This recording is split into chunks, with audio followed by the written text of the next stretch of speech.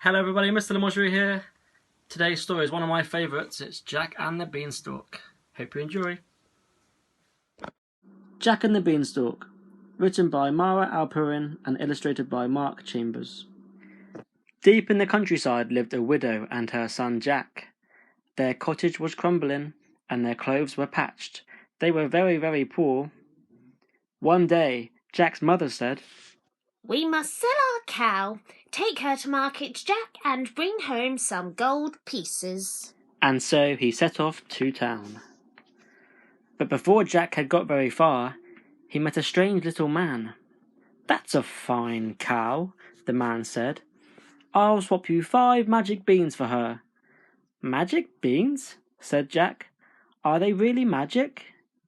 "Magic they are, or chop off my beard and knit it into a jumper," croaked the little man. Magic beans! Jack couldn't wait to tell his mother. He clutched them tightly and ran all the way home. Jack's mother was furious. "We need money, not useless old beans," she cried, and she threw them out of the window in disgust. But late that night, a tiny bean sprout poked out from the ground, and then it grew and grew and grew. The next morning, the beanstalk stretched high into the sky. "The beans were magic," Jack cried. "But what's at the top?" Jack climbed up, up, up the beanstalk. At last, he reached the very top. There, shimmering in the sunlight, was a magnificent castle. Just then, Jack's stomach rumbled. "I must find some breakfast," he thought, and he tapped on the castle door. The door creaked open, and a huge giantess smiled down. "Hello," Jack shouted up. "Please, do you have any food?" "You poor thing," boomed the giantess. "come right in, but quickly before the giant gets up." What a marvellous feast! There was an enormous loaf of bread and a gigantic jar of jam. Jack tucked in at once. But suddenly, the room began to shake. Boom! Boom! Boom! "Goodness me!" cried the giantess, "He's coming!" and she shoved Jack under a teacup to hide. Into the room stomped a big, scary, hungry giant. "Fee, fi, fo, fum. I smell the blood of an Englishman," he said.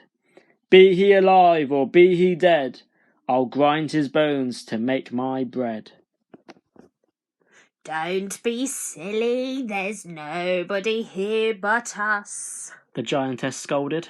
"Now go and wash before breakfast." Jack trembled and shook. "I must leave now," he thought. He was halfway down the hall when he heard a... "Squawk! It was a hen with bright golden feathers. Help! She clucked. Set me free, and I'll lay your golden eggs every morning." Jack scooped up the hen, but then he heard huge footsteps thundering after them. "Fee, fi, fo, fum," roared the giant. "I smell the blood of an Englishman, and there he is."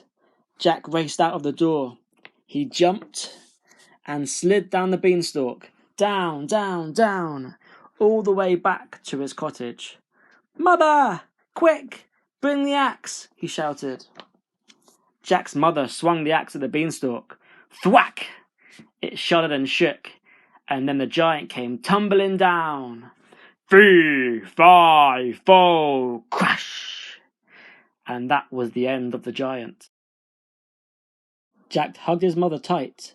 "Look what I found," he said, and he showed her the golden hen. "Oh, Jack," said his mother, "I'm so glad you're safe, and you were right about those magic beans."